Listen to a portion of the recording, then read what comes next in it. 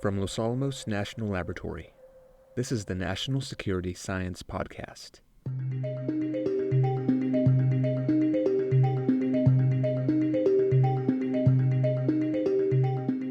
If I didn't believe in Los Alamos, nobody was going to believe me it was a good thing to do.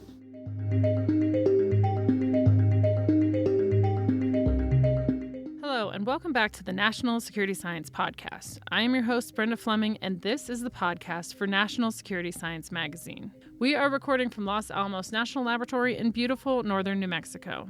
Today, we take a look at the life and legacy of Los Alamos National Laboratory's longest tenured director, Norris Bradbury. For this episode, National Security Science Magazine writer Jake Bartman sat down with Nicholas Lewis, a lab historian at the National Security Research Center, the lab's classified library, to talk about Bradbury's contributions to the lab and how he helped navigate the lab's role in the Cold War. Our team also pulled together some clips from a speech Bradbury gave in 1975 at the University of California, Santa Barbara, which appear throughout the podcast. If you want to learn more about Bradbury's life and work, look for Jake's feature story on Bradbury in our latest National Security Science magazine at lanol.gov/magazine. While you're there, you can also check out stories about rocket flight tests, energy transition, and more. And before we jump into Jake's talk with Nick, let's first turn things over to National Security Science writer Ian Laird to hear today's Labcast, a minute to highlight current achievements at Los Alamos.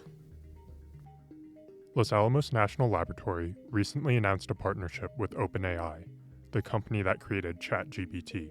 The lab will contribute to an evaluation study intended to understand some of the biological threats that frontier AI models could pose. While much research has looked at the upside posed by leading AI models, little work has been done to study how they might lower the barrier for non-experts to develop biological hazards. In concert with this partnership, the lab established the AI Risks and Threat Assessments Group to develop strategies for understanding benefits, mitigate risks, and promote the safe deployment of AI tools. Thanks, Ian. Now let's tune into the conversation between Nick and Jake.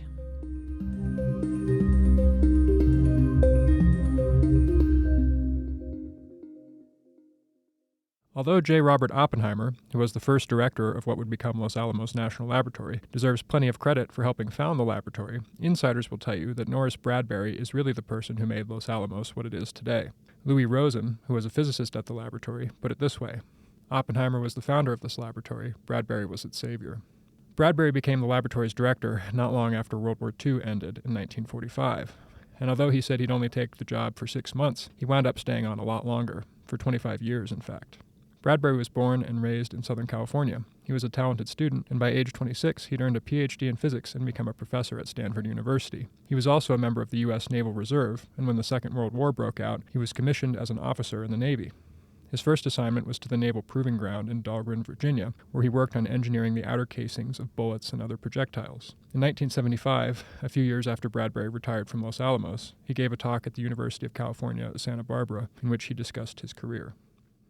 And by a chain of circuitous circumstances, I was assigned to Los Alamos as a rather small group of naval officers in 1944. During the Manhattan Project, which was the wartime effort to develop the world's first nuclear weapons, Bradbury played a key role in helping design a plutonium implosion weapon. He also helped stage the Trinity test, which was the world's first ever nuclear explosion in southern New Mexico. When the first weapon was tested, Alamogordo in 1945, July 17th, it was my responsibility to superintend putting the thing together and getting it up on top of the tower. It was also become then my responsibility to play some role in the preparation of things for their use in Japan.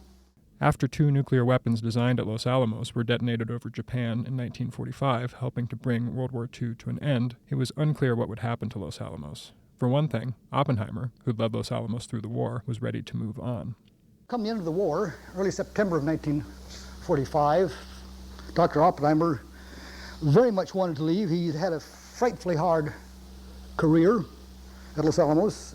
One of those of us who knew him there and who worked with him and saw the strain under which he labored constantly, his dedication to his task, his incredible ability to pull very diverse groups of people together, being as diverse as one scientist from another, and as diverse as civilian scientists and military personnel. His extraordinary knowledge of every phase of the work, his ability to contribute to every phase of it, left its mark physically and in terms of pure fatigue. Oppenheimer and General Leslie Groves, who led the Manhattan Project, asked Bradbury to take over as the director of Los Alamos. It was one of my trepidations. I must say that in taking the responsibility, I said to myself and to a few friends, I'll bet I never get out of this. And unfortunately, turned out to be true, although I have never had the slightest regret at the decision I made or the task I undertook. Laboratory historian Nicholas Lewis says that there were a few reasons Groves supported making Bradbury the lab's director. Groves readily accepted because Bradbury's experience as both a respected physicist and as a soldier. He was a commander in the Navy Reserve. Groves knew that Bradbury could walk this line between scientists and the military. Bradbury also had personal qualities that made him well suited to the directorship. He was extremely even keel. It's not a joke just because he was in the Navy Reserve, but he was extraordinarily diligent, fair, compassionate, no nonsense. He had extraordinary patience. He was even, this is a quote, even patient with Edward Teller, which was not always easy. As director, Bradbury had his work cut out for him, Lewis says. After the war ended in 1945, the lab was in pretty rough condition. It was designed to be a wartime lab with one mission: to build atomic bombs to end the war. And that mission appeared to be over. Bradbury also had to deal with the fact that many of the lab's employees were ready to leave Los Alamos. Everybody, to be very frank, everybody wanted to get either back and get his PhD if he didn't have one. If he had a job in X university, he wanted to get a better job in Y university. If he had a job in Z university and wanted to be in industry, he wanted to get a job in the best industry at the highest possible rate of pay. The GIs were counting their points as people count beads to see when they had enough points to be retired from military service. And it was this sort of a thing that I took over. Lewis says that Groves and Bradbury both recognized the importance of keeping Los Alamos going. Groves' attitude before the war ended was that Los Alamos would be the linchpin in constructing atomic weapons for the war effort, and he realized that just because the war was over, that didn't mean that threats to U.S. national security were over. The Soviets were becoming an emerging power in Europe and Asia, and he wanted to continue the lab's work of not just stockpiling the wartime weapons, but to refine nuclear weapons. One of the first things Bradbury had to do after the war was to help make Los Alamos into a place where some of the country's top scientists would want to live. The laboratory and the town around it had been built quickly during the war, but with the war over, people were tired of living in a place with poorly insulated buildings, muddy streets, and water pipes that froze in the wintertime. Civilians weren't going to live in barracks.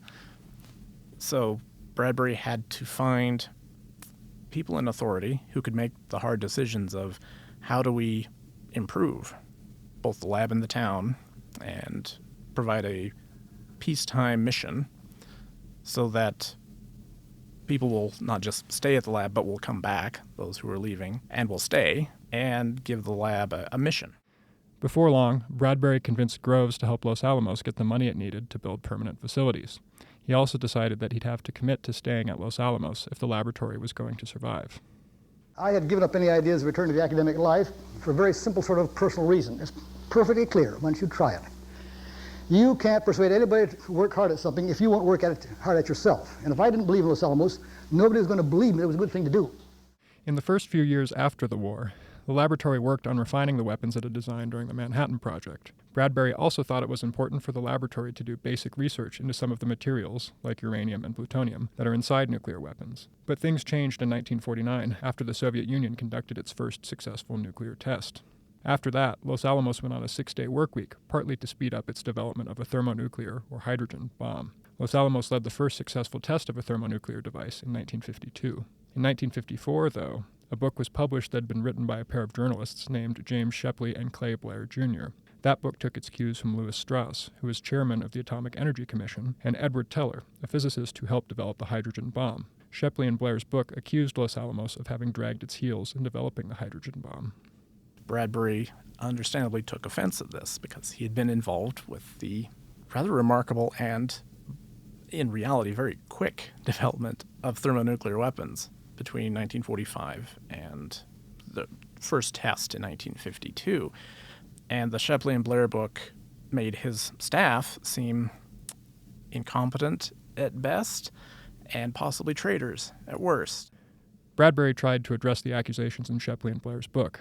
That was difficult, though, because so much of the work Los Alamos had done on the hydrogen bomb was classified. It would be decades before declassified documents helped show that Los Alamos had indeed worked as quickly as it could to help make thermonuclear weapons a reality. It wasn't until recently that a lot of these records that we have in the NSRC been able to accurately demonstrate that Bradbury, Carson Mark, other major figures in the development of thermonuclear weapons here at Los Alamos were correct when they gave their accounts of the development being technically very challenging, but Los Alamos having acceded to the challenge very capably and very quickly, given the limitations of the time.